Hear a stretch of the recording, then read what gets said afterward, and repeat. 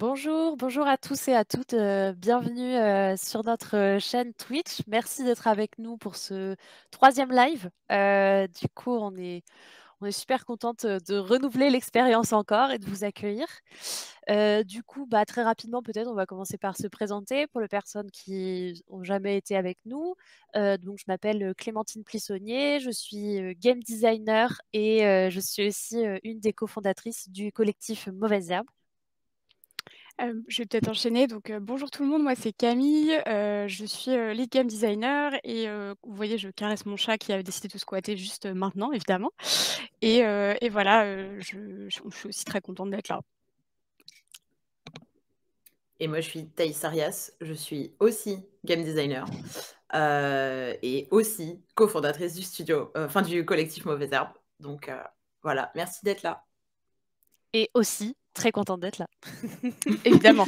Voilà, donc on est toutes les 3 super contentes de vous accueillir. La programmation, cette session, ça va surtout être nous. Donc d'habitude, vous savez qu'on fait beaucoup appel à des personnes marginalisées dans le jeu vidéo pour vous parler de leurs expertises.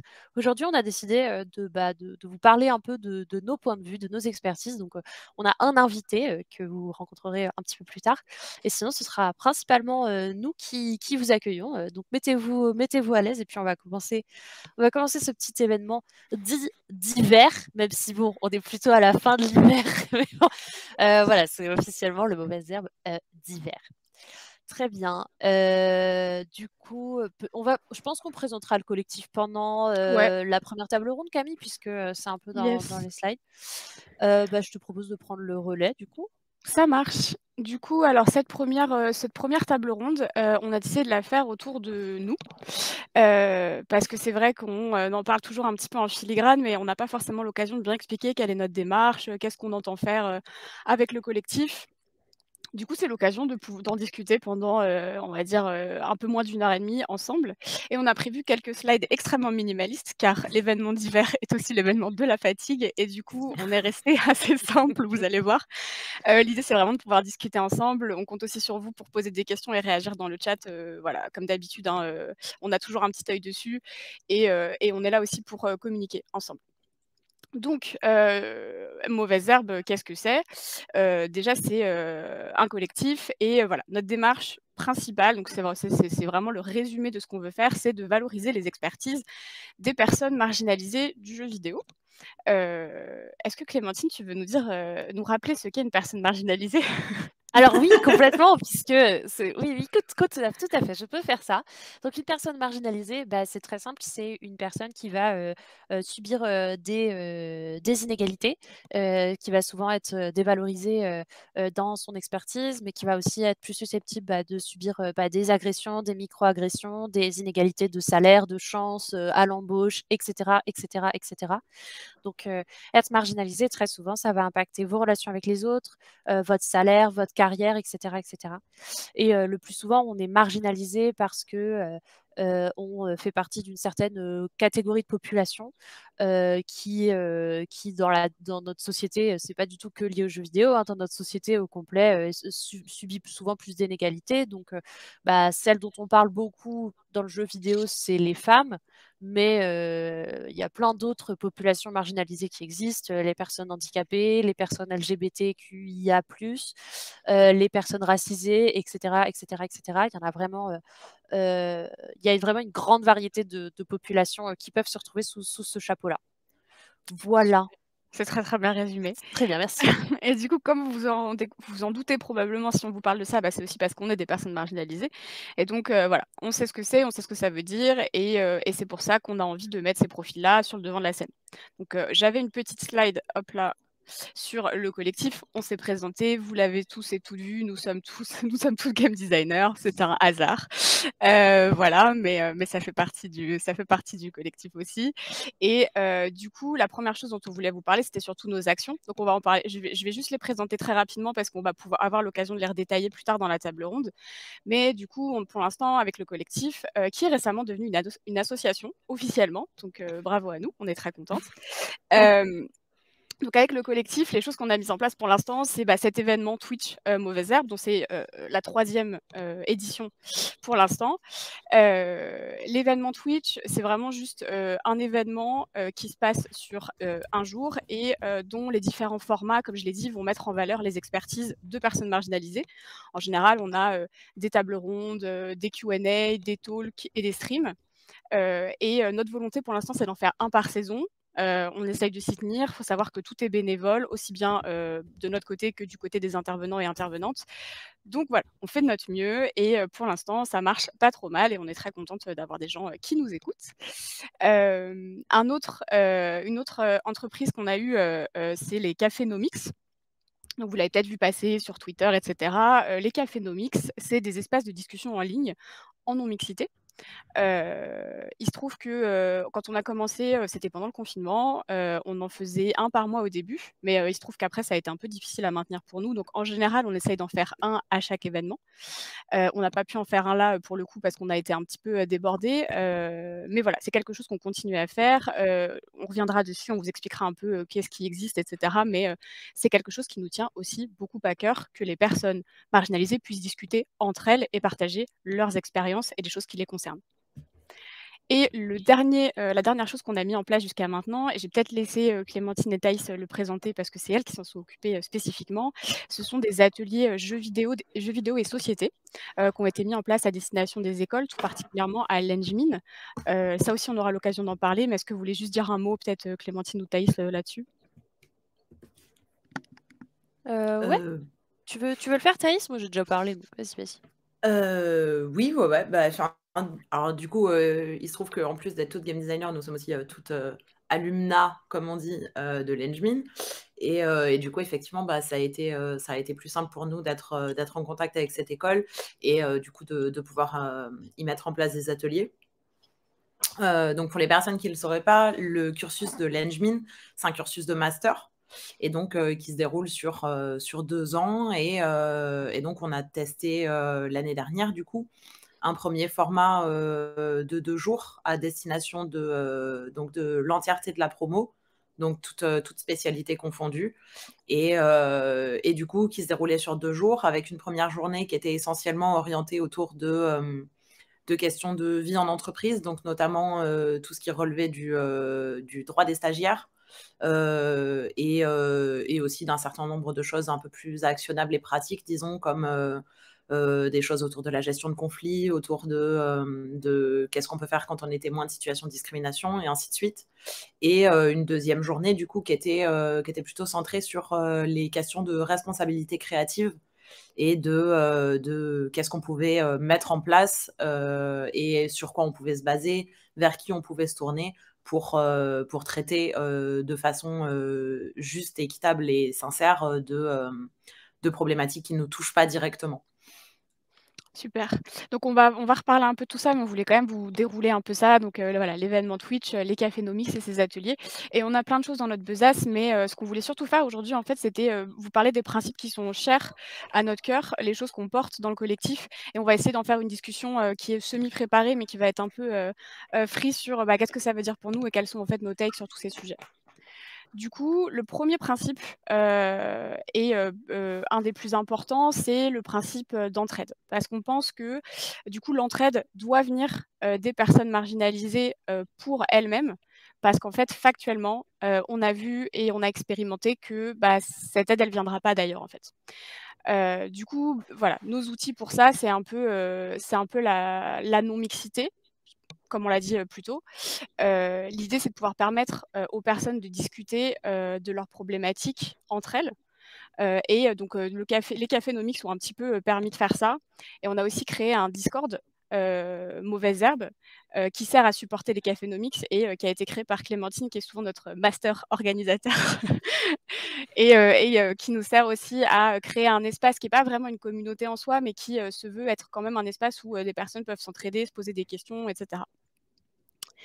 Voilà ce que je peux dire là-dessus. C'est vrai qu'on a créé le Cafénomics pendant le confinement, Je sais pas ce que vous en pensez, Thaïs et Clémentine, mais moi je pense que c'est pas tout à fait un hasard non plus parce que c'était un moment où je pense, beaucoup de gens avaient envie de pouvoir se voir. On sait que les personnes marginalisées sont souvent isolées. Alors déjà, même physiquement dans les studios, on sait que ces personnes sont isolées parce qu'elles sont moins nombreuses, parce que, bah, elles osent pas forcément reach out, aller voir d'autres personnes et cetera.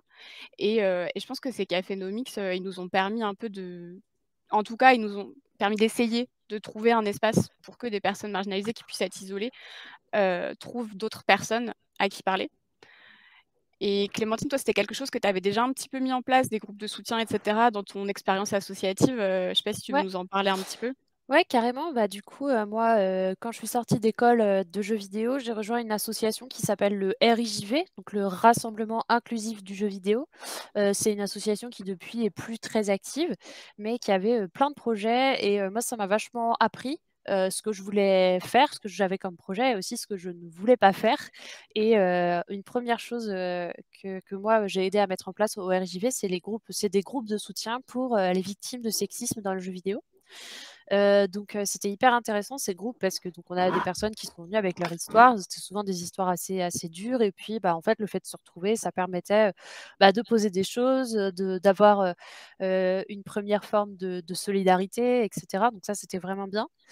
Heu, donc voilà, les groupes de soutien, moi, j'ai trouvé que, c'était un peu dur à la longue, en fait, pour toutes les participantes et les participants parce que, il y avait cette injonction à venir, enfin pas vraiment cette injonction, mais la volonté du groupe, c'était de, venir chercher de l'aide quand on avait un problème et moi ce que j'ai constaté, c'est qu'il y a beaucoup de personnes marginalisées qui souvent, ont tendance à pas trop aller chercher de l'aide quand elles ont un problème parce qu'elles se disent que bon, bah, c'est peut-être un peu leur faute ou genre peut-être qu'elles ont pas, peut-être qu'en fait, c'est pas si grave et qu'elles ont mal compris ou que voilà et du coup, en fait, on s'est retrouvés à avoir beaucoup de personnes qui nous disaient, «Bah non, moi je viens pas parce que je veux pas prendre la place de quelqu'un d'autre, je me sens pas représentée dans cet espace parce que j'ai pas grand-chose à confier, j'ai pas besoin Mmh. d'aide sur des sujets et tout ça». Du coup, quand on a mis en place les cafénomics, on a vraiment eu une volonté, d'avoir de l'entraide, pas forcément sur des gros problèmes, pas forcément sur des choses très graves, très lourdes, qui étaient lourdes à porter même pour un groupe entier au bout d'un moment, mais vraiment pouvoir échanger sur des petits sujets, sur du quotidien, sur, que ce soit, bah, j'ai des collègues, je les aime bien, mais bon, c'est un peu des tocards parfois. Je voudrais juste savoir comment leur dire, comment leur répondre quand ils font une blague pourrie et bah, est-ce qu'on peut réfléchir à des solutions ensemble et tout ça donc voilà, parfois c'était des petites choses de vie en entreprise comme ça qui sont sorties donc voilà un peu le principe derrière les cafés et quand on dit entraide du coup voilà, c'est pas forcément, portons-nous tous ensemble, pour, résoudre, toutes les problématiques les plus graves du monde parce que la plupart des personnes marginalisées, bah, elles ont pas cette énergie-là, en fait. Mais parfois, juste se retrouver pour aller, voilà, juste sortir, le truc pourri qui s'est passé aujourd'hui au bureau ou, et cetera. Ça, on s'est rendu compte qu'il y avait, plus de personnes qui étaient intéressées et que ça avait, quand même, un impact positif sur les gens donc c'était plutôt chouette. Enfin, c'est plutôt chouette. Et du coup, ça nous amène à notre question suivante qui est, une question qu'on s'est beaucoup posée, entre, bah, la création des Ouais. cafénomics, la création du Discord. Voilà, on va pouvoir en parler un peu, mais c'est, bah, qu'est-ce que c'est qu'un safe space? Et surtout, en fait, est-ce que c'est possible? Est-ce que ça existe vraiment? Qu'est-ce que ça veut dire pour nous? Quelqu'un veut commencer à échanger là-dessus? Ouais, moi je peux parler. Ouais. Hem, Bah, moi je sais que c'est pareil quand on était au RJV, on a vachement essayé de mettre en place un safe space pour tout le monde, donc un espace qui soit bon et qui soit protecteur pour tout le monde, et on s'est rendu compte que c'était très difficile. Parce que, par exemple, il y avait des gens, qui avaient besoin d'extérioriser les choses de manière assez brute, sans réfléchir à la forme qu'elles mettaient parce qu'elles avaient, vécu un truc difficile et cetera. Il y avait d'autres personnes qui pouvaient, avoir très, très peur de dire des choses parce qu'elles voulaient vexer personne. On s'est rendu compte qu'il y avait des personnes qui, étaient heurtées quand les gens, parlaient de leur vécu, de manière très brute et cetera. Donc en fait, on s'est rendu compte que le sujet de, comment est-ce que tout le monde se sent, en sécurité dans un même espace, il est, beaucoup plus tricky que ça, en fait. C'est pas juste, «Ah OK, on dit que c'est un safe space, on dit aux gens de pas être des abrutis et de pas, dire des conneries et puis du coup, bah, ça ira». En fait, bon, c'est beaucoup plus compliqué que ça et Et une des réponses qu'on a essayé d'apporter, c'est de responsabiliser aussi les utilisateurs et les utilisatrices des espaces, chacun, chacune, individuellement, à beaucoup plus communiquer sur leurs besoins et sur les choses qui, elles, les mettent à l'aise ou pas, pour arriver à, en fait, sans être à avoir peur de dire tout ce qu'on a peur, à vraiment enfin voilà, à être en mode: «Oh là là, dès que je dis un truc, je vais faire une connerie». Plutôt que ça, avoir un espace où on peut dire, «Par contre, là, ce que tu as dit, c'est pas terrible, est-ce que tu pourrais changer?» et cetera. Ou est-ce qu'on pourrait, plutôt, dire ça comme ça? Ou est-ce qu'on peut en échanger dans un espace où je suis pas là parce que ce truc me met trop mal à l'aise, et Mmh. cetera, et cetera. Plus avoir une ouverture sur les besoins de chacun et de chacune.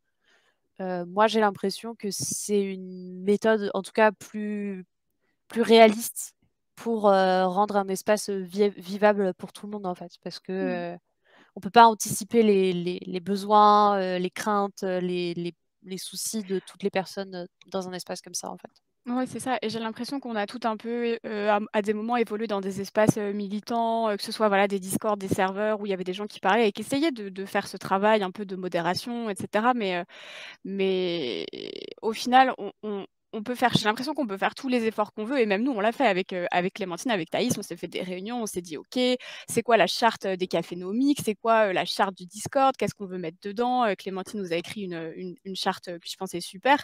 Mais en fait, même avec tout ça, je pense qu'à aucun moment on pourra garantir à personne qu'on a un safe space, en fait. Parce que bon, déjà, ça veut pas dire la même chose pour tout le monde et puis c'est un espèce d'idéal, qui est vraiment, bah, je pense presque peut-être inatteignable potentiellement. En tout cas, on peut tendre vers ça et je pense que c'est une bonne chose de tendre vers ça et de se préparer pour et de réfléchir parce qu'il faut pas non plus débarquer et dire: «Bon, bah, on verra bien». Mais derrière, c'est important de laisser les personnes, ouais, venir aussi avec, comme disait Clémentine, avec leurs besoins et et l montrer, en fait, moi j'ai l'impression que c'est ça aussi, montrer que c'est possible, en fait. Montrer que, nous, c'est quelque chose qu'on répète souvent beaucoup, c'est, en fait, si vous avez un souci, vous pouvez nous pinguer, il y a plusieurs modérateurs et modératrices, où il y a plusieurs, enfin, il y a les voilà, on est 3. S'il y a une personne qui vous pose souci, vous pouvez vous adresser aux autres et on a plusieurs comme ça, possibilités d'interlocuteurs ou d'interlocutrices qui, vont pouvoir répondre à des questions. Enfin, je pense que voilà, il y a une démarche active à la fois de la part des personnes qui encadrent, et qui ont cette responsabilité, mais aussi des personnes qui participent. Et oui, je vois que tu as répondu à la question, Clémentine, dans le chat, oui, on parle de ces 2 espaces que sont, le Discord de Mauvaises Herbes, dans lequel pour l'instant, il n'y a que des alumni, des cafés Nomix ou, des participants et participantes, enfin, dans le sens intervenants, intervenantes, de mauvaiseherbe.exe, donc de ces events Twitch qu'on fait depuis, un petit moment et on essaye, voilà, de faire en sorte que ces espaces, soient les plus safe possibles, quoi. Ouais, juste un dernier point qui est intéressant sur la question des safe space. Donc c'est une notion qui est vachement manipulée dans des contextes qui sont des contextes très militants et pour le coup, on s'est beaucoup posé la question, au moment de la création des cafés Domix et peut-être même plus encore au moment de la création du Discord, c'est-à-dire au moment de créer un espace dans lequel il pourrait vraiment y avoir de la mise en réseau. En fait, c'était important pour nous que, comment dire? C'était important pour nous que ça soit pas un regroupement de, personnes militantes justement, toutes, extrêmement déconstruites ou que sais-je. En fait, ne pas être dans une sphère militante et du coup ne pas avoir un certain nombre d'éléments culturels et de bagages, même en termes de vocabulaire, en termes de notions, et de façon de manipuler ces notions. Ne pas avoir ce bagage, en fait, peut également être un vecteur d'isolation pour des personnes marginalisées, parce que du coup, elles se retrouvent, bah, une 2e fois marginalisées, en fait, mis de côté par rapport à des personnes qui souffrent des mêmes marginalisations, mais qui ont un bagage militant. Donc on s'est beaucoup posé de questions par rapport à ça et à, comment faire en sorte de pas, mettre de côté des personnes qui justement, auraient pas forcément le bon vocabulaire, les bonnes notions et ainsi de suite et on fait ce choix en sachant que du coup, ça peut heurter, des personnes qui sont peut-être plus militantes justement et du coup d'essayer de mettre en place des dispositifs qui vont permettre, aux personnes les moins militantes justement de peut-être, acquérir des notions, mais sans que ce soit quelque chose de forcé ou de pédagogique, sans remettre en question la parole de ces personnes, leur choix de vocabulaire et ainsi de suite, parce que c'est aussi des choses qui correspondent à un vécu et du coup de pas invisibiliser la légitimité en fait de ce que ces personnes pouvaient ressentir. Et le fait est que c'est ce qui fait que la notion de safe space, ce sera toujours un numéro d'équilibriste en fait, parce que qu'est-ce que c'est un espace safe pour des personnes marginalisées qui sont ou pas militantes? En fait, c'est déjà pas la même chose. Et surtout, dans la mesure où c'est un space dans le sens où c'est un endroit, mais c'est aussi quelque chose qui se déroule dans le temps. Les personnes changent, ont pas forcément les mêmes sensibilités à un instant T ou 2 mois plus tard. Et le fait est que on peut pas maintenir ça de façon absolue. On peut essayer de mettre en place des règles pour avoir un, disons, safest possible space. Mais effectivement, il pourra rien y avoir d'absolu parce que le fait est qu'il y a une notion de temporalité, d'évolution des personnes dont on est obligé de tenir compte, quoi. Donc on peut Ouais. être un safe space à un instant T pour tout le monde, ça veut pas dire que 2 secondes plus tard, ce sera toujours le cas, quoi. Bon, pendant que Camille se fait embrasser par son chat avec beaucoup d'amour, je vais juste... oui, je trouve que tu as complètement raison. Je crois qu'on en parle un peu après, Thaïs, mais il y a un truc aussi sur lequel on a beaucoup travaillé dans la charte, c'est la possibilité de changer. Et pour nous, c'était important qu'on puisse arriver et se retrouver dans un espace où si on fait une erreur, on nous le dit. C'est-à-dire si on dit quelque chose qui est pas voilà, qui recoupe une discrimination, ou si on dit quelque chose qui va heurter une personne, il faut en parler, et il faut être capable de demander à la personne qui a dit cette chose il faut être capable de lui demander est-ce que tu as bien compris? On veut plus que tu le refasses, on veut que dans cet espace, en tout cas, le comportement change. Mais voilà, cette personne, après, on considère qu'elle a le droit à l'erreur, qu'elle a le droit à apprendre. Et là-dessus, voilà, on a, en tout cas, on a essayé de mettre en place dans cet espace plusieurs niveaux d'avertissement et de vraiment de réflexion sur comment, voilà,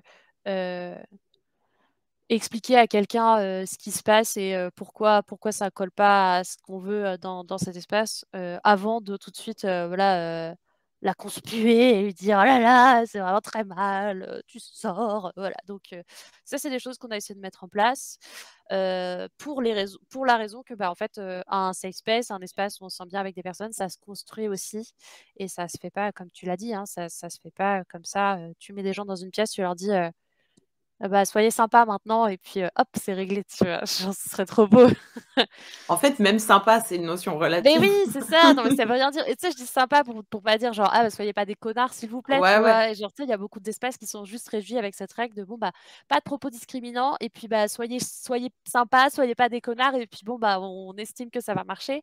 Mais ces espaces-là, ils ont quand même besoin de modération, ils ont quand même besoin de, donc en fait, voilà, rien n'est si simple que ça, et c'est un sujet assez compliqué, mais dont on avait envie de parler un peu ce soir.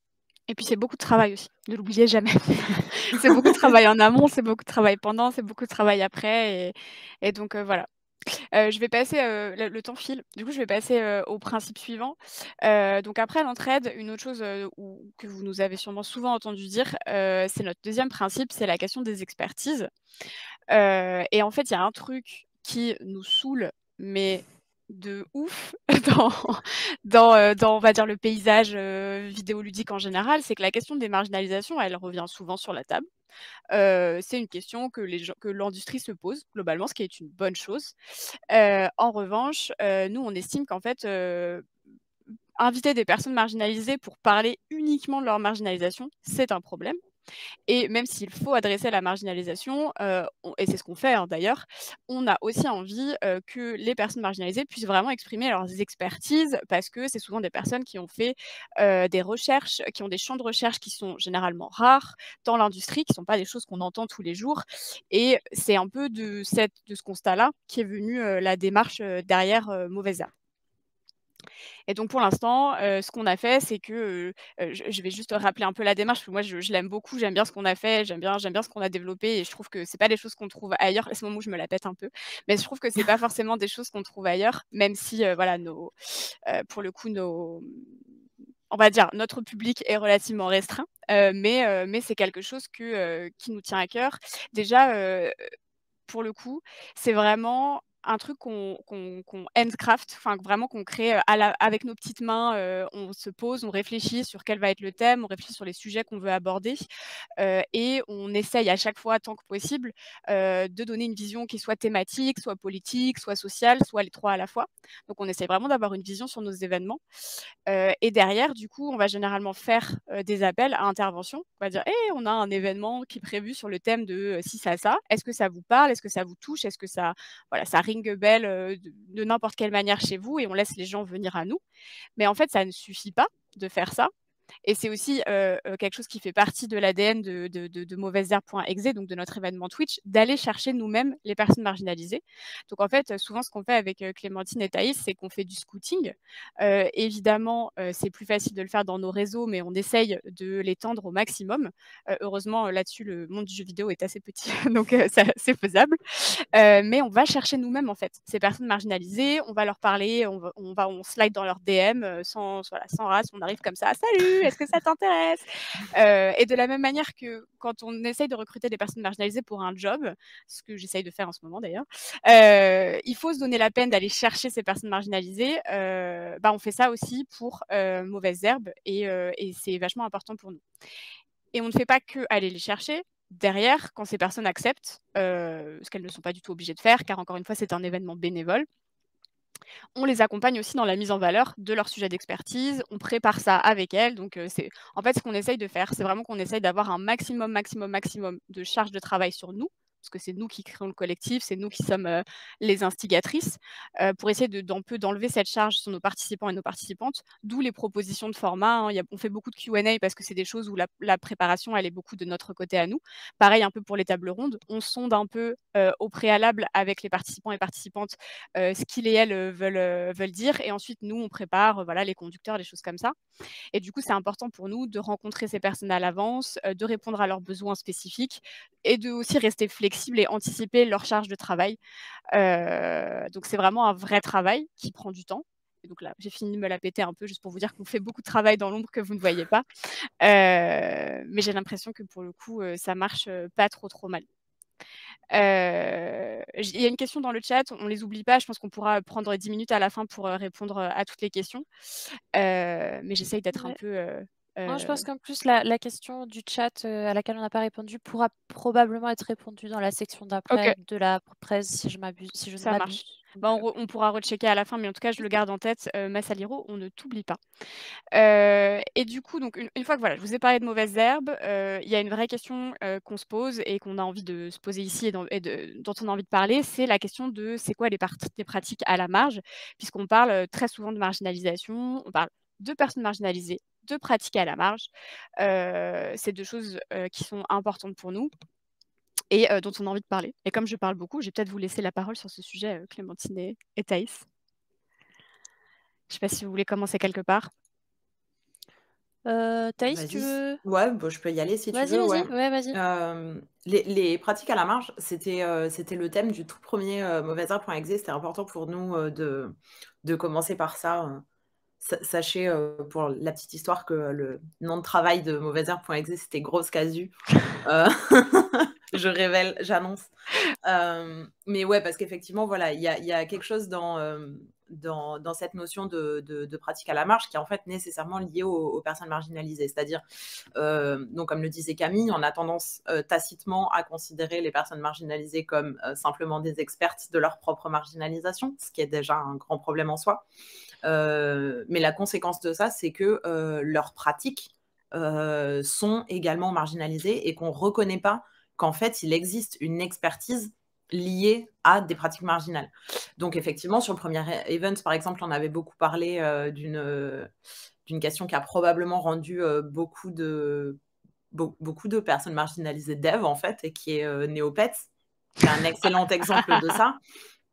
C'est-à-dire que on parle pas de Néopets quand on n'est pas entre meufs, entre personnes queer, on n'en parle pas parce qu'en fait, c'est pas du tout quelque chose qui a amené comment dire, c'est pas quelque chose qui a amené les hommes blancs de l'industrie, les capitaines de grosses boîtes. C'est pas Néopets qui les a emmenés à la programmation, mais force est d'admettre qu'il y a beaucoup de personnes du milieu pour qui ça a été quelque chose de déterminant. Et effectivement, c'est quelque chose qui est valable aussi pour les jeux d'aventure textuelle, par exemple, tout ce qui peut être développé sur Twine dans l'univers des queer games, par exemple, dans le visual novel, dans le dating sim, dans tout un tas comme ça de pratiques qui sont considérées comme marginales, alors qu'en fait, elles sont assez significatives, mais qui sont marginalisées, non pas pour une question de quantité, mais pour une question de ce qu'on considère comme étant les critères d'évaluation de ce à quoi veut tendre l'industrie, quoi. Ouais, pour renchérir, moi j'ai une expérience et en fait quand je l'ai comparé avec pas mal de femmes du jeu vidéo, et je pense que c'est le cas aussi d'autres marginalisations, mais c'est que ma toute première évaluation que j'ai jamais eue d'un lead game designer que j'ai toujours sur mon profil LinkedIn, c'est super GD, mais manque de culture du jeu vidéo. Et Ouais, genre, en fait, pareil, je me suis j'ai rendu vu compte ça que aussi. voilà, en fait, énormément de personnes marginalisées du jeu vidéo reçoivent à un moment ou à un autre ce commentaire de en fait, comme tu n'as pas nos références, tu n'as pas de références. En fait, tu n'as pas de culture du jeu vidéo parce que tu ne joues pas au triple A, tu ne joues pas, tu n'as pas la dernière console chez toi et tu n'avais pas la NES ou je sais pas quelle console dès ton plus jeune âge. Et du coup, voilà.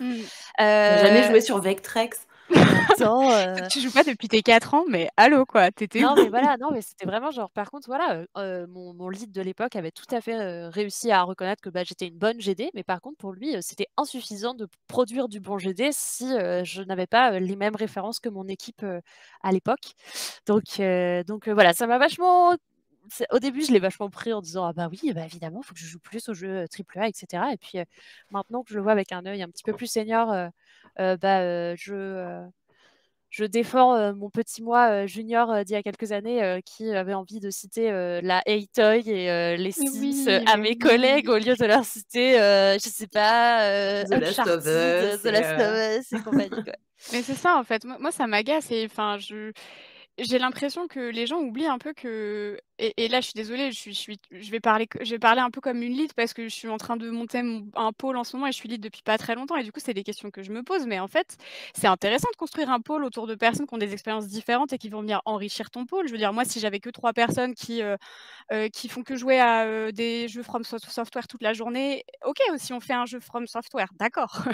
Mais si c'est pas le cas, bah, c'est dommage parce que ça veut dire que toutes les personnes qui sont là ont le même prisme et que donc potentiellement, elles vont apporter les mêmes idées sur la table. Alors que le concept même de faire des jeux à plusieurs, c'est que les personnes puissent enrichir les unes les autres et j'ai l'impression que c'est un truc ultra basique, c'est vraiment stupide en fait et je suis là genre, bah, pourquoi est-ce que du coup, on se retrouve entre personnes marginalisées à, ne jamais être valorisés pour nos expertises différentes. Moi, je me suis pris encore il y a pas si longtemps, enfin, ça fait 5 ans que je bosse dans l'industrie et l'année dernière encore, enfin, demain, je pourrais choper un job de senior parce que l'industrie est comme ça. Bon, on pourrait le questionner c'est un autre événement, mais voilà, 5 ans, on est déjà senior quasiment et je me suis encore fait questionner sur, «Ah ouais, bon, bah, toi, enfin, oui, toi, t'es la meuf qui a joué aux Sims, du coup, bon, bah, enfin, ouais, regarde quand même tel et tel autre jeu parce que les Sims, ça suffit pas». Alors qu'on parlait d'un truc du UX et que les Sims, bah, c'est une référence en UX qui est juste monstrueuse, en fait et bon, bref, ça m'agace. Voilà, je suis en train de m'énerver toute seule sur le chat, ça y est. Ouais, Mais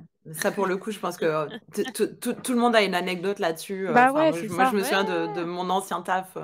Du coup, je bossais sur un gros shooter militaire et où, du coup, c'était un open world et tout le monde me disait: «Attends, mais tu pas en train de jouer à Breath of the Wild?» Et en fait, bah, non, j'étais pas en train de jouer à Breath of the Wild, j'étais en train de jouer à Attack of the Friday Monsters et c'était et et en fait, bah, non seulement c'était évidemment un jeu dont personne n'avait entendu parler, mais surtout quand je leur explique ce que c'est, ça glisse, il y a rien qui Ouais, s'accroche, ça Ouais, intéresse ça pas, rien du tout, ouais. quoi. Mmh. mmh. Ouais. Et c'est ça, je pense que des expériences comme ça, en fait, on en a tous, quoi. Mmh. Ouais, et il y a une remarque dans le chat que je trouve intéressante. Ensuite, on pourra passer au sujet suivant, Camille, madame la modératrice, mais c'est une personne qui dit que c'est pas mal d'avoir des références hors du milieu, vidéoludique, et ça, je trouve que c'est hyper vrai aussi. Enfin, moi, je viens de fac de lettres, donc au début, j'étais arrivée avec mes petits bouquins en disant: «Oh là là, regardez, les jeux vidéo, c'est cool, mais il y a des livres aussi et moi, j'aime bien les livres pour en parler et tout ça», et puis on m'a dit, «Ah mais tu joué à The Last of Us?» Donc c'était un peu dur. Est-ce que tu as lu les romans Halo? Ouais, c'est ça. Ouais, oui, c'était, tu sais, genre: «Hey, The Witcher, tu sais, c'est adapté d'un livre». Ouais, non, mais d'accord. Mais du coup, ouais, non, ouais, là, je parle des livres, mais il y a plein d'autres, médias, enfin, genre, voilà, les films, les séries, les BD, enfin, voilà, il y en a autant, il y Et a la vie aussi, en fait, parce ouais, que Clémentine et moi, on a travaillé sur un jeu qui s'appelle, Just Dance, où il se trouve que c'est important de réfléchir à qu'est-ce que c'est la danse, en fait? Parce que tu es en grave, train de le traduire en expérience vidéoludique et tu as pas besoin d'aimer danser, tu as pas besoin d'être un bon danseur, mais tu peux quand même te questionner sur qu'est-ce que ça veut dire la danse et comment le grave. transformer en expérience gamifiée, en fait? Donc même les choses de la vie, enfin, je sais pas moi, des gens qui vont faire de la voile, vont sûrement trouver des applications Oui, dans, la manipulation, qui peuvent être pertinentes pour des expériences de jeu. Enfin, en fait, tout est, la cuisine, enfin, tout est possible, tout est transférable dans un jeu et moi, je pense que c'est important qu'on soit capable de s'enrichir de ces expériences-là. Ouais, c'est clair. Moi, je dis beaucoup aux élèves que j'encadre, de lire de la sociologie. Moi, je pense que rien m'a autant éduquée en game design que de lire de la sociologie, en fait. Mmh. Mais le fait est que, ça peut venir de partout, et effectivement, ça peut venir de la cuisine, Mmh. d'aller traîner dans un musée, de consoler un ou une amie qui pleure, enfin vraiment, juste Mmh. faire d'autres trucs que jouer, Ouais, quoi. c'est ça et du coup, c'est grave. pour ça qu'on a créé un peu, bah, le collectif et cet événement Mauvaises Herbes et c'est pour ça que c'est vraiment notre ligne directrice. Ce qui ne veut pas dire que, entre nous, on joue pas, à des jeux From Software, j'arrive pas à le dire, c'est terrible, qu'on joue pas à des gros triple A, où ça fait piou piou piou, et tout, mais c'est juste que, bah, ici, c'est pas ce dont on a envie de parler parce qu'on estime que c'est un On en discours parle qui est déjà ailleurs. voilà, qui est déjà, assez, prégnant ailleurs. On va avancer parce que le temps passe trop vite. Donc, notre troisième principe, qui est aussi vachement important, sur lequel on va passer assez rapidement parce qu'en fait, c'est assez évident et on avait quand même envie de le rappeler, c'est le concept des expériences et c'est l'idée qu'en fait, bah, toutes les expériences se valent. On a parlé un peu de militantisme au début et il y a un truc qui est vraiment très cher à notre cœur, c'est l'idée que, bah, voilà, une expérience n'aura pas forcément plus de valeur qu'une autre et ça, c'est un principe très fort auquel on se tient et on a envie que, bah, toutes les personnes qui viennent, participer au Café Nomix, participer à des Mauvaises Herbes, puissent parler de leur expérience librement, en fait, à leur manière, comme elles l'entendent et cetera et nous, on n'a pas forcément notre mot à dire dessus parce que nous, tout ce qu'on veut, c'est leur donner une place, leur permettre d'exister, laisser leur parole exister et ensuite, discuter de tout ça, quoi. Donc ouais, Ouais. je te laisse enchaîner Clémentine, mais Ouais, ouais, ouais, bah, c'est vrai qu'on a constaté qu'en fait, il y a pas mal de milieux, avec des personnes, marginalisées où, bah, on va avoir tendance à essayer d'uniformiser un peu le discours, en fait. Donc je pense que ça répondra un peu à ta question, Massaliro. Je scrolle pour retrouver ta question. Du coup, oui, heu, on a tendance à un peu voir ce discours uniformisé, voilà, si, quelqu'un dit, «Ah bah, moi je suis une femme dans le jeu vidéo, mais ça va». Bon bah, on c'est pas forcément le discours qu'on a envie d'entendre si on veut parler d'inégalité, par exemple, dans le monde du jeu vidéo, quoi. Donc nous, ce qu'on a quand même vraiment envie de faire, c'est de dire: «Bon bah, en fait, 2 personnes qui subissent, des discriminations, 2 personnes qui sont marginalisées, bah, leur expérience, elles ont toutes les 2 de la valeur, en fait». Même s'il y en a une qui peut-être a fait plus de recherches théoriques sur le sujet, même s'il y en a une qui emploie des mots peut-être plus savants pour parler de quelque chose, et cetera, en fait. Pour nous, l'expérience d'une personne qui n'a pas, voilà, qui est différente, a autant de valeur, que celle d'une autre personne marginalisée, en fait. Ça, c'est vraiment quelque chose qui est hyper important pour nous et pour moi, ça recoupe vachement les questions de, voilà, en fait, ne pas remettre en question une expérience, ne pas chercher à relativiser une expérience d'une personne marginalisée. Ça passe aussi par là, ça passe aussi par, entre personnes marginalisées, il faut être capable d'entendre, tout le monde. Heu même si parfois, ça se contredit, même si parfois voilà, parce qu'en fait, bah, le vécu de chacun et de chacune, il est, vraiment important et nous, on cherche à faire une place à ça. mmh. Donc est-ce que, ça a toujours bien fonctionné? Non. Il y a des chaos, il y a des petits... parfois, c'est compliqué de faire comprendre ça aux personnes. Parfois, les personnes ont tendance à se dire que si elles connaissent du vocabulaire ou voilà, etc., ou qu'elles lisent des auteurs, etc., bon, c'est elles qu'il faut écouter. Et donc, voilà. Mais nous, c'est quelque chose qu'on cherche à appliquer, en tout cas, de manière très... vraiment très engagée. C'est vraiment quelque chose qui nous tient à cœur et donc on le fait toujours respecter dans nos espaces, quoi qu'il en coûte. Tout à fait. Voilà. Il y a juste une Et petite question. de façon générale, ça crée relativement peu de friction. Non, non, non. Ça reste quelque chose de, c'est D'isoler. pas forcément évident au premier abord, d'entrer dans cette démarche, mais de façon générale, il y a pas, il y a pas de drame, c'est des choses qui se comprennent. Après, on sait aussi que ça se construit dans le temps et que, peut-être que ça marche pas, pour tout le monde au premier coup, mais enfin, ça va avec, l'idée de pas se braquer et de laisser les gens changer aussi, quoi. Il y a pas, il y a pas d'intérêt à fermer les portes. En revanche, effectivement, nous, on ne bougera pas de ces principes-là, en fait. Ouais. Donc il va forcément y avoir, un temps d'adaptation. Ce qui est intéressant, c'est que moi, je peux même l'adapter à nous dans la mesure où, par exemple, c'est vrai que nous, dans le collectif, c'est des sujets auxquels on a beaucoup réfléchi, on en a beaucoup parlé, on a fait des recherches dessus et cetera. Donc on a une taille qui est souvent très politique, très très très tranchée, très très claire, quoi.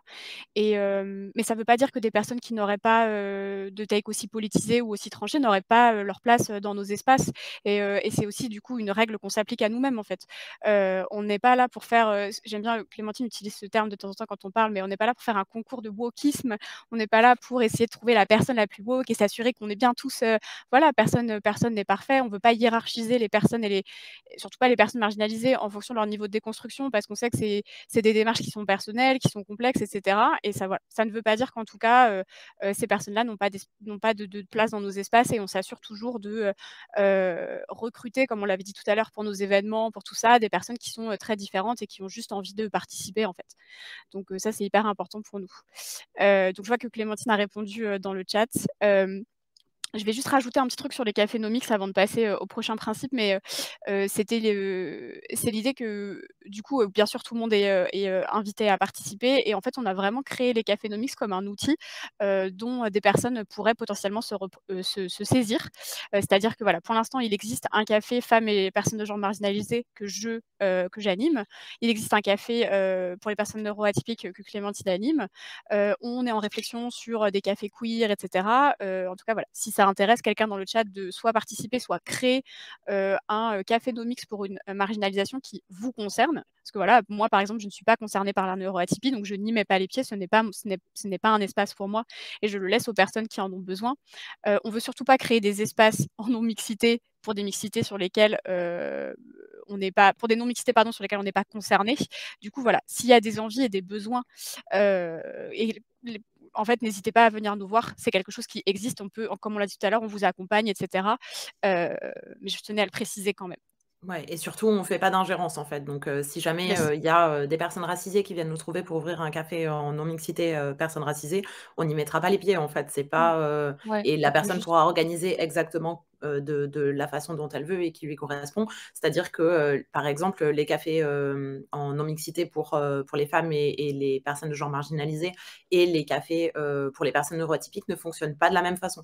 Non. Parce qu'en fait, c'est pas les mêmes besoins et du coup, voilà. Donc il y a vraiment, un haut degré de customisation, disons, qui est Voilà. Oui, possible, mais on a un kit... et une grande granularité dans les marginalisations ouais. aussi d'ailleurs. Voilà, mais du coup, c'est assez clé en main. Donc, Ouais, c'est ça. on a On a des tout outils. préparé. Appelez-nous. On va enchaîner un peu car il est déjà 17h50. On a notre avant-dernier principe, qui est, la question de creuser. C'est vrai qu'on l'a un peu dit, hein, précédemment, donc on pourra passer un peu vite là-dessus, mais on a parlé un peu du discours jeux vidéo habituel, voilà, on a parlé des jeux AAA, on a parlé des choses qui sont à discuter et nous, on a l'impression souvent que des fois, ça va pas très loin, pas forcément parce que les gens n'ont rien à dire ou n'ont pas de take sur le sujet, mais juste parce qu'on se pose pas forcément, parce que des espaces pour discuter de ça, il y en a pas tant que ça. Moi, je peux les compter sur les doigts d'une main, ceux que je connais. Des espaces où vraiment entre, experts et expertes du jeu vidéo, on va discuter de qu'est-ce que ça veut dire que faire des jeux vidéo? Qu'est-ce que ça veut dire jouer aux jeux vidéo? Et cetera et cetera. Et voilà, du coup, nous, le collectif nous sert à, proposer ces espaces où on reconnecte avec des sujets, mais aussi leurs enjeux politiques et sociaux et on essaye en fait d'aller un peu plus loin et on essaye toujours d'aller plus loin. Ce qui veut dire aussi que, bah, on explore et que des fois quand on crée des événements, bah, on met des gens ensemble, on fait une table ronde et on ne sait pas trop ce qui va en sortir et puis ça fait partie du jeu aussi et ça nous laisse on se laisse aussi beaucoup la possibilité de revenir sur des sujets, en fait. Parce que, comme on l'a dit tout à l'heure, on apprend, on évolue nous-mêmes et ce qui me vient à la j'ai un peu spoilé la prochaine question, je suis désolée, mais c'est la question de une opinion, est-ce que ça évolue? Et là, vous ne voyez pas mes notes, mais dans mes notes, il y a écrit «grave» et c'est tout. Donc voilà. Je sais pas si vous voulez rebondir un peu sur cette idée-là? Moi, je peux parler longtemps de ça.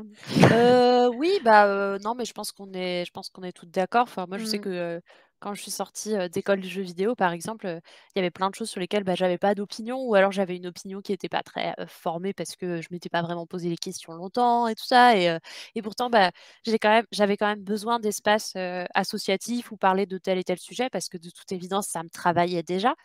Donc ouais, moi je pense que c'est important de venir et puis de dire un truc et puis de s'essayer à parler avec des gens et puis, peut-être que je vais changer d'avis ou que mon opinion, elle va se creuser dans le futur et c'est OK en fait. Le principal, c'est de commencer les discussions et d'avoir un espace pour le faire qui soit pas, Twitter où, littéralement, tout le monde doit avoir l'opinion la plus forte et tranchée possible et où on a, 200 caractères pour dire, ce qu'on pense et où, voilà, tout est très scruté. Donc on s'est dit que peut-être un autre espace pour nous, ça pouvait être ce collectif où on se pose des questions, on apporte un sujet, voilà. Moi, j'aimerais beaucoup parler de discours, qu'il y a sur Twitter en ce moment, genre voilà, moi j'adorerais parler de difficultés, je trouve que c'est un sujet hyper intéressant, mais pas juste en mode, est-ce que c'est bien ou est-ce que c'est pas bien en fait? Parce que ça ça n'a aucune valeur et que la nuance, je pense qu'on peut l'apporter si on prend le temps, si on discute avec des personnes, voilà, autour d'une table ronde pendant un temps, en partageant des opinions et cetera et je pense que, voilà, il y a des espaces, en tout cas, moi, j'aimerais bien, qu'il y ait plus d'espaces, où ça se fait, en plus en nuances et plus en profondeur, ouais. C'est clair. C'est clair. On est tous d'accord. Non, mais c'est vraiment ce Next. qu'on non, mais c'est vrai, il y a rien de plus à dire parce que c'est vraiment ce qu'on essaye de faire ici et je pense que le principe clé, c'est vraiment cette idée de prendre le temps, en fait. De prendre le temps et voilà, là, on parle, sur cet événement, Mauvais Arbre, on parle du public marginalisé en général. Bah, ce sera sûrement des choses dont on va reparler plus tard parce qu'en fait, peut-être que si ça se trouve dans 1 an et demi, on aura encore d'autres choses à dire sur le sujet et nous, on se laisse cette possibilité-là. On se laisse la possibilité d'explorer plusieurs facettes d'un même sujet, d'explorer un même sujet plusieurs fois parce que, bah, même nous, le collectif, enfin, je veux dire, nous tous et nous toutes, on est des WIP, en fait, on est des work in progress donc on a envie que les espaces qu'on crée reflètent aussi, cette idée-là, quoi. Je vois les questions, hein, je vais juste laisser dérouler et je pense on pourra se les poser à la fin, donc je vous oublie pas. On va juste aborder d'abord notre dernier principe, qui est le principe de transmission et de formation, qui, tiens donc, était aussi le le sujet du dernier, mauvaisherbe.exe. Est-ce que tout serait lié? Je ne sais pas. Donc ouais, pour ça évidemment, Mauvaise Herbe est bien sûr un outil, très intéressant pour nous. L'événement Twitch est un outil très intéressant pour nous. Mais du coup, j'aimerais bien un peu qu'on reparle de ces ateliers dont on a parlé au début parce que moi je trouve que c'est une démarche, super cool de Clémentine et Thaïs. Je fais un peu je me suis pas du tout mêlée ça, donc moi je fais un peu la fangirl qui agite les petits drapeaux en mode: «Wouh, trop bien!» et je trouve ça intéressant parce qu'en fait, on a eu aussi beaucoup par exemple, de personnes assez jeunes, qui sont venues au café, d'étudiants et d'étudiantes, ou de juniors de l'industrie qui viennent et qui débarquent et qui sont un peu lâchés dans cet espace qui est, l'industrie du jeu vidéo, qui est un espace vachement, particulier, j'ai l'impression et du coup, je me demandais si, du coup, Thaïs et Clémentine, vous vouliez un peu nous parler de la démarche derrière vos ateliers, et peut-être aussi des choses que ça vous a appris, en fait, de vos take away sur cet atelier-là? Ouais, je sais pas, tu veux y aller, Clémentine? Comme tu veux. Bah, moi, j'ai parlé des ateliers tout à l'heure. Enfin, Allez, oui, c'est tu vrai, auras sûrement j'ai d'autres pas trucs encore à dire, parlé mais des vas-y, ateliers. vas-y. Oui, du coup, l'objectif, des ateliers, c'est une initiative, d'une partie de l'équipe pédagogique de l'ENJMIN au départ, de former les étudiants et les étudiantes aux enjeux de société autour du jeu vidéo. Donc nous, c'est vraiment quelque chose, sur lequel en fait, c'est un atelier qu'on a monté ensemble, avec, l'équipe pédagogique, de l'ENJMIN. Donc moi, en tant qu'ancienne élève, Thaïs en tant qu'ancienne élève et déjà, intervenante, dans certains cours. Voilà, donc on a essayé de dégager, plusieurs, grands enjeux de société. Donc pour nous, il y avait les enjeux à travailler dans une entreprise de jeux vidéo et ton commentaire m'a fait rire, Camille. Il y avait aussi les enjeux, qu'est-ce qu'on met dans les jeux vidéo, en fait? Comment est-ce que, en fait, je vous apprends rien, créer un jeu vidéo, c'est faire plein de décisions, plein de choix qui sont, en fait, des choix qui vont impacter nos utilisateurs et qui sont donc, des choix de société, des choix politiques parce que, après, au fond, ce qu'on crée, c'est un média, donc c'est un objet qui va servir à une grande quantité de personnes. Ça, c'était vraiment des choses qu'on voulait aborder. Ensuite, j'avoue qu'on a essayé de remplir avec beaucoup, beaucoup de choses que nous, en tant qu'ex-juniors d'il y a pas si longtemps, ça nous semblait important, de mettre. Des choses que nous, on savait pas du tout quand on est arrivé dans l'entreprise et donc je pense qu'une des choses importantes qui viennent se mettre en transmission et en formation pour moi, c'est cette question de l'empathie, qui est pour moi un outil de game design, extrêmement précieux, c'est-à-dire se mettre à la place de personnes nous, on s'est mis à la place de ces étudiants et on s'est dit: «Mais qu'est-ce que j'aurais voulu, qu'on me dise à ce moment-là, sur les bancs de l'école?» Alors peut-être que j'en aurais rien retenu parce que, moi ce qui m'intéresse c'est mon projet étudiant ou c'est mes cours ou c'est mes potes, tout ça, mais en tout cas, voilà, on a quand même essayé de transmettre pas mal de clés pour s'en sortir un peu plus dans l'industrie, pour, réfléchir. Vraiment, on a essayé d'outiller, ça c'était vraiment quelque chose qui était important pour nous, Thaïs. C'était, Ouais. d'outiller, les étudiants, donc de leur filer plutôt que de leur filer des opinions, toutes faites, même si on en a un peu filé parce que l'école avait une take, qu'elle voulait transmettre, donc on en a on en a quand même filé. Mais on a aussi essayé de faire en sorte que, les étudiants, ils puissent avoir, suffisamment de connaissances sur comment fonctionne, une représentation, comment fonctionne, l'accessibilité, mais aussi comment fonctionne, un contrat ou comment fonctionne une heure sup, pour, pouvoir prendre des décisions avec ça, dans l'entreprise en tant que créateur ou dans l'entreprise en tant que salarié. Donc vaste programme. On s'est rendu compte que, déjà, il y avait une énorme demande, surtout au niveau du droit du travail et de qu'est-ce que c'est l'entreprise, je pense, Ouais. principalement. Voilà, on s'est rendu compte que les étudiants ne connaissaient absolument rien, de rien, de rien aux droits des personnes handicapées au travail, genre énorme néant et donc ça m'a mis une énorme alerte rouge étant moi-même, travailleuse handicapée. Voilà, on a essayé de leur transmettre un max de trucs là-dessus. Voilà, c'est un work in progress, hein, je pense Mmh. que chaque année, on le fera différemment parce qu'on apprend. Heu, donc Oui, puis ouais, on l'a dédoublé aussi. Du coup, ouais, on en a créé un un nouveau cette deuxième. année, du Ouais. coup, qui est à destination du coup, des personnes dans la deuxième année du master et qui, du coup, a un format un petit peu différent, et sur la base du volontariat, du coup et à nouveau un cours en 2 parties. Donc avec une sur, comment bien communiquer dans une équipe de travail, avec notamment des outils, qui viennent de la communication non violente. Mmh. Mais pas que. Du coup, un autre atelier, qui est, beaucoup sur les questions de, comment effectuer des recherches, qu'est-ce que c'est les enjeux, autour des représentations Ouais. et du coup, une sorte, d'approfondissement, disons, de volet 2, des thématiques qu'on a développées pendant la première année de master. Yes, et donc ça, on l'a mis en place cette année pour la première fois et on s'est rendu compte que, les étudiants, sont vachement, en demande d'outils, de méthodes à mettre en place, de choses qui peuvent, plutôt que voilà, leur présenter 150 jeux en leur disant bah voilà, là c'est pas bien parce que, là c'est pas bien parce que, là c'est pas bien parce que, leur filer de l'outillage pour pouvoir réfléchir, pour pouvoir faire une analyse constructive, etc., etc. En tout cas, on a eu l'impression que c'était peut-être plus utile pour eux et mieux reçu. Et alors là, je mets des grands guillemets parce que voilà, je ne peux pas lire dans la tête de mes étudiants, mais j'ai l'impression qu'en tout cas, c'est ça en tout cas, c'est vers ça que nous on tend, et j'ai l'impression que c'est ce qu'on a envie de faire. Mmh. Et Yes. moi j'ai eu des retours des étudiants et je peux vous dire que c'était plutôt bien reçu et je pense que personnellement, de toute façon, je suis persuadée qu'on a besoin de plus d'ateliers de ce genre, ne serait-ce que pour préparer mieux les étudiants et les étudiantes à la vie en entreprise, en fait. Parce qu'il y a plein de questions qui vont leur arriver en pleine face et c'est bien d'être un petit peu, prévenus. Oui. Ça, c'est sûr. C'est sûr. Et du coup, la dernière chose dont on voulait parler avant de regarder un peu les questions, c'était, bah, qu'est-ce qu'on attend dans le futur du collectif, Mauvaises Herbes? Moi, j'avais envie qu'on en parle avec vous juste parce que, bah, on a toujours 1000 idées. On a beaucoup d'envie avec, Clémentine et Thaïs sur ce qu'on a envie de faire, avec ce collectif. Évidemment, tout ça est toujours extrêmement limité par notre énergie et notre temps disponible, parce qu'on on le sait, vous le savez probablement, mais c'est vrai que, bah, en tant que personne marginalisée, bah, on en fait déjà beaucoup, on en fait des caisses, on a besoin de prouver qu'on existe, déjà ne serait-ce qu'au quotidien dans le travail, donc c'est déjà fatigant et bah, tout ce qu'on fait à côté, nous, c'est des choses qui nous tiennent à cœur, mais ça nous crame un peu, en fait. Plus on a tout un travail, quoi. Voilà. Genre, en plus, quoi.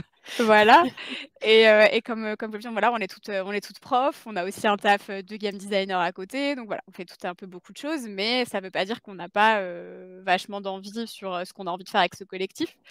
Et du coup, bah, voilà, on a fait déjà un premier pas en transformant, le collectif qui était juste un collectif en association, histoire d'avoir un cadre légal, qui nous permette de faire d'autres démarches.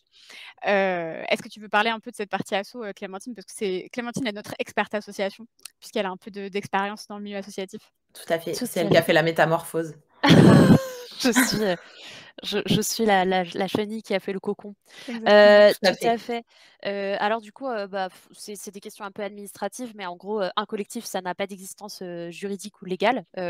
Donc une association peut vivre très longtemps, en étant juste, un regroupement de personnes, non déclarées, qui s'appelle, collectif ou autre. Voilà, enfin, c'est pas très grave. Et en fait, on a décidé de monter une association parce qu'on a envie de proposer, par exemple, nos ateliers à plus de structures, et donc du coup, bah, ça nous permettra de mieux les vendre, par exemple. Ça peut nous permettre aussi, je sais pas si on spoil ou pas, en fait. On n'a pas trop Bah, dit. moi, j'ai envie qu'on spoil un peu, comme ça, après, on sera obligé de le faire. D'accord, OK, bah, on Ah spoil, moi ça me d'accord, on est en train de faire un va. pacte de sang en live, en fait. C'est un peu ça. Viewers, au pluriel, nous allons, nous engager. Donc en fait, nous, ce qu'on aimerait bien faire aussi à l'avenir, en gros, c'est de pouvoir, proposer, différentes initiatives, au public c'est c'est enregistré. Non, mais laisse tomber. Au pire, c'est moi qui upload la vidéo sur YouTube, donc je peux couper le bout là et je la mets. C'est bon. Non, ouais. En gros, ouais, on aimerait, il y a plusieurs choses qu'on aimerait faire. Il y a une des choses, c'est donc proposer à la vente donc des ateliers, des consultings, des choses voilà, actionnables non seulement pour les étudiants et les étudiantes des différentes écoles que l'ENGMIN, mais aussi peut-être pour des entreprises ou d'autres structures auxquelles on n'a pas pensé mais qui peuvent exister. Et une autre chose qu'on aimerait faire, c'est mettre à disposition des ressources, donc potentiellement derrière un Ko-fi ou ce genre de choses. Enfin, pour l'instant, on est un peu en train de réfléchir à comment on peut un peu rentrer dans nos frais, en fait, tout en proposant de la ressource. Et du coup, l'idée, c'était par exemple de proposer des interviews, des articles, voilà, des choses comme ça, avec des trucs très actionnables, comme un peu ce qu'on propose en cours, où on dit, bon, bah voilà, voilà une méthode pour apprendre à communiquer de ses problèmes à ton manager. Voilà une méthode pour identifier les thèmes principaux des représentations d'un jeu.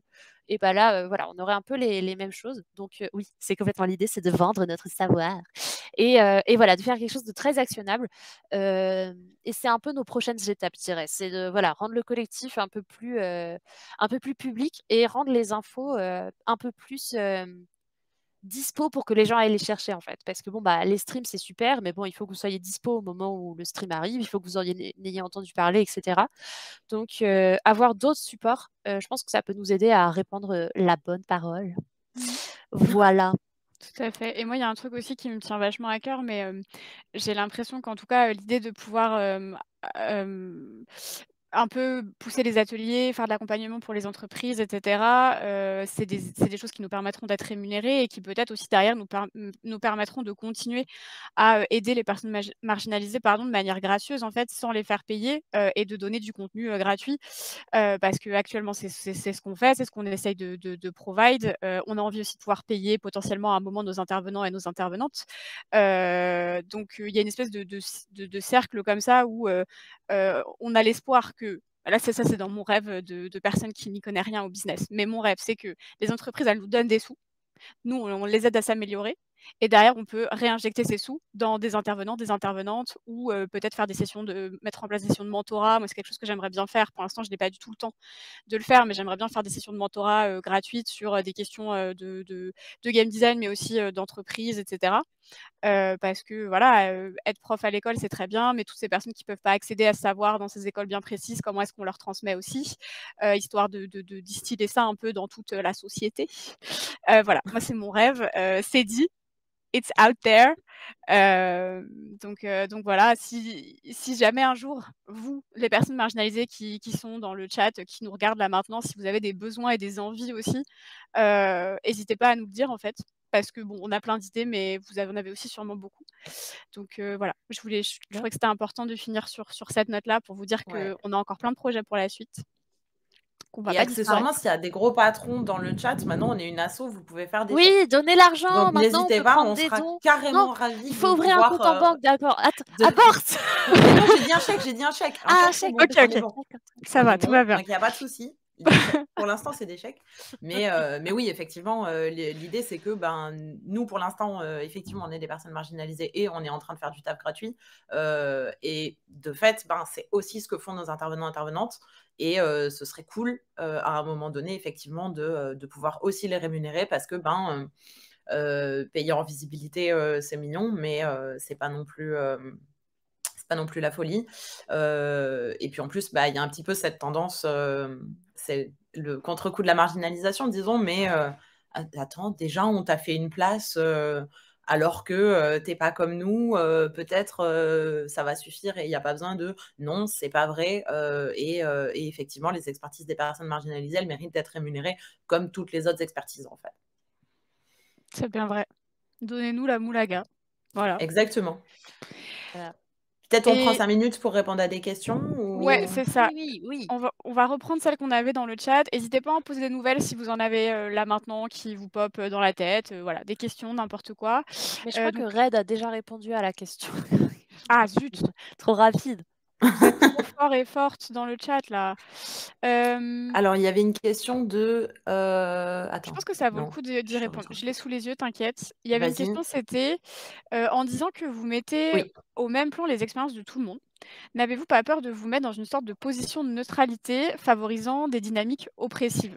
Entre parenthèses, une sorte de toutes les opinions se valent.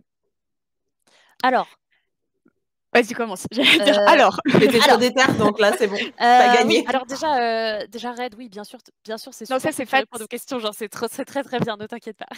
Ah oui, très bien. Mais du coup, non, oui, la question, moi j'ai un peu répondu rapidement dans le chat, mais en fait, on parle bien de mettre au même niveau les expériences de personnes marginalisées Exactement. avec la même expérience, c'est-à-dire l'expérience d'une personne handicapée n'a pas plus de valeur que l'expérience d'une autre personne handicapée, ou l'expérience d'une personne queer n'a pas plus de valeur que l'expérience d'une autre personne queer.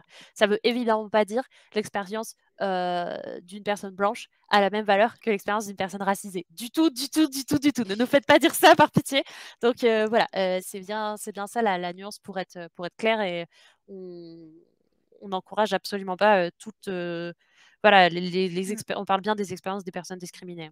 Ouais, et accessoirement, pour répondre à la parenthèse, du coup, une sorte de toutes les opinions se valent, c'est important de faire une différence entre l'expérience et l'opinion. C'est-à-dire qu'en l'occurrence, quand on dit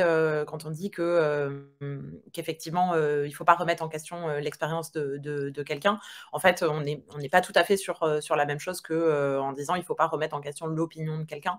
Là, on va retomber sur le classico paradoxe de l'intolérance, mais effectivement, bon, non, toutes les opinions ne se valent pas, dans le sens où, moi, je n'ai, à titre personnel, pas de problème à être intolérante avec les intolérants. Et à partir du moment où il y a des conditions matérielles d'existence d'une personne qui seront menacées, alors c'est toujours du côté de cette personne que je me trouverai Vraiment. face à la personne qui l'oppresse, en fait. Donc, il y a vraiment une différence à faire entre les expériences et les opinions, et il ne faut pas utiliser l'une pour invalider l'autre, en fait. Yes, Ok. complètement. Ouais. Ça te va, Clémentine? Tu avais quelque Tout chose à à fait. ajouter? Pas du tout. Très bien. Je suis très satisfaite. Et du coup, sur la suite, même si ça a été semi-répondu, je pense qu'on peut quand même, reposer la question. Mais, donc il y avait, Brioche Volatile qui nous dit: «J'ai peut-être une question bête, vous n'avez pas eu peur de créer de l'exclusion par rapport aux non marginalisés, avec des safe space très spécifiques pour des profils aussi précis? Je veux dire par rapport aux non marginalisés qui aimeraient en savoir plus pour aider les marginalisés, par exemple». Moi, j'ai envie de donner juste un élément de réponse qui est que, en fait, déjà, mauvaiseart.exe, c'est accessible à tout le monde. Donc toute personne non marginalisée, est absolument la bienvenue, dans le chat, à poser des questions, à réagir et cetera.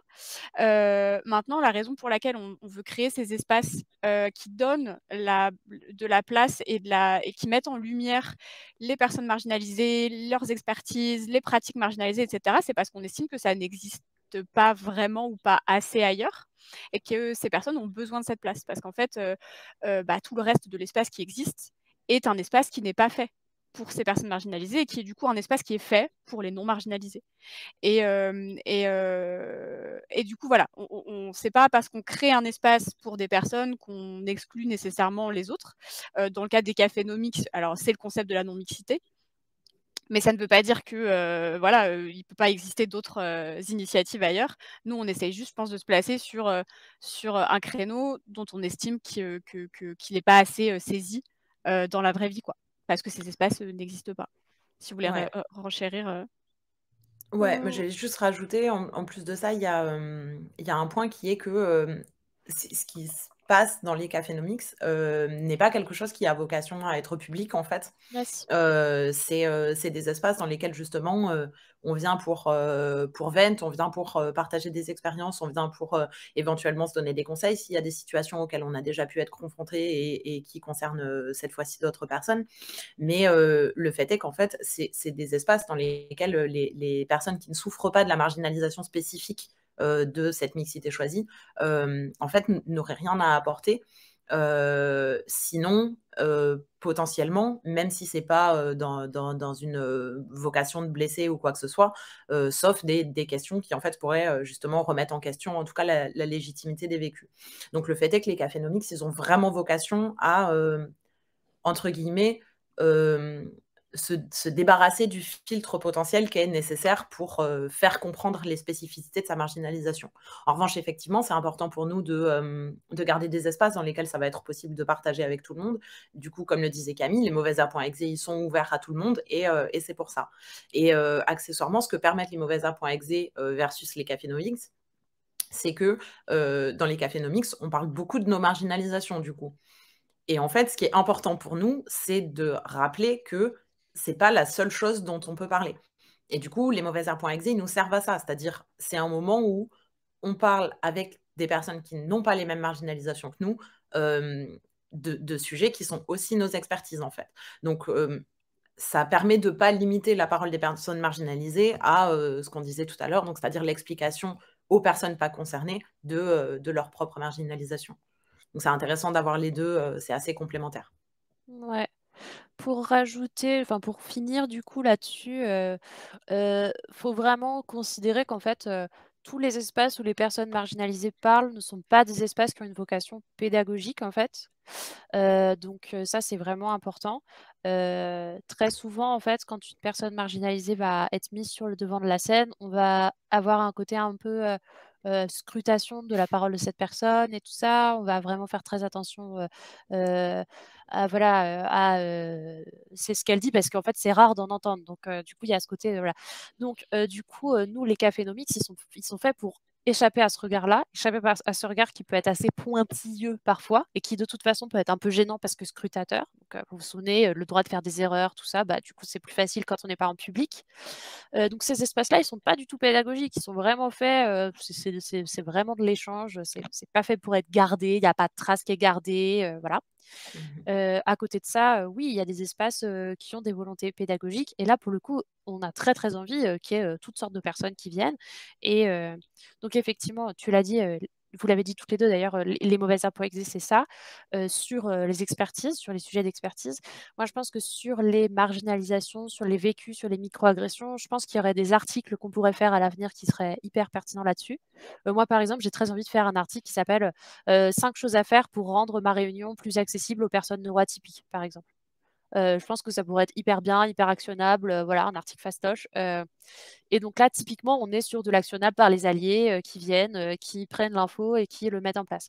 Mais ça, c'est voilà, c'est pas du tout le même format et je pense qu'un format non mixte pour faire ce genre de choses, ce serait pas du tout pertinent. Tout à fait. Voilà, de mon côté. Du coup, je pense qu'on a fait le tour, on a fait un peu le tour des questions dans le chat et N'hésitez il est pas si déjà vous en avez d'autres. Ouais, il ouais, est déjà si 16. il est déjà 16. Si vous OK. avez d'autres questions, allez-y maintenant et sinon on va s'arrêter là pour avoir le temps un petit peu de préparer le prochain, créneau. Je vais faire juste, voilà, le temps que peut-être quelqu'un trouve une dernière question, je vais rappeler un peu le reste du programme. Du coup, là, on a beaucoup parlé entre nous. Surprise, vous allez beaucoup nous revoir si vous restez ce soir. Donc le créneau d'après, on va avoir, c'est Thaïs, hein, d'abord, si je dis pas de bêtises, parce que Ouais, j'ai pas le c'est ça. programme sous les yeux. Merci bien. Donc on va avoir Thaïs, qui va discuter avec Hugo. Hugo va nous parler en fait, de ses recherches sur la question des masculinités dans le jeu vidéo. Donc dans l'industrie spécifiquement du jeu vidéo. Attention, c'est pour les gros cerveaux, mais ça va être, passionnant. Donc On va faire de notre mieux, vous inquiétez pas, on expliquera tout et ça va c'est aller. ça. Tout va bien se passer. Je Oui. serai, votre copilote. Donc ça nous fait toujours plaisir de faire venir aussi des personnes qui parlent, de la recherche, du domaine de la recherche en général, dans tout ce qui est, sociologie, game studies et cetera. Donc ça va être l'occasion de parler un peu de tout ça. Ensuite, on va enchaîner sur Clémentine qui, nous parlera, des représentations, des personnes handicapées dans les médias, dont le jeu vidéo, mais pas que. Et on finira par un stream de moi, qui va être notre stream grosse casu. Comme on l'a dit tout à l'heure, c'était le working title de Mauvaises Herbes. Et je vous ferai un stream grosse casu sur Forza. Et du coup, on va faire vroom vroom et il y aura des jolies voitures avec des livrets métallisés, ça va être bien. N'hésitez Et en pas. plus, tu as le t-shirt assorti, c'est Mais parfait. évidemment, j'ai mis le t-shirt Fast and Furious. Incroyable. Représente, parce qu'on aime bien les voitures par ici. Incroyable, ça va vroom vroom. Au cas où Ça tout va le grave monde ne le vroom saurait vroom. pas déjà. Ah bah très bien, Antoine nous met le programme, donc Super. voilà. Merci, Voilà. merci Antoine Trop fort. à la régie, c'est très fantastique. Tout à fait. Voilà. Vous avez tout marqué avec les petits horaires. Et du coup, merci beaucoup pour avoir assisté à cette première table ronde. Nous, ça nous a fait vachement plaisir de parler de ça et d'avoir des personnes que ça intéresse. Ça fait toujours Grave. plaisir. Clairement. Parce qu'on y a beaucoup réfléchi et on avait quand même envie voilà, de vous montrer un peu le fruit de nos réflexions un peu en live. Donc, on va vous laisser faire une petite pause et on se retrouve, j'espère, nombreux et nombreuses pour le segment avec Thaïs et Hugo. Merci beaucoup, à bientôt tout le monde. À tout à l'heure. Merci, à tout à l'heure.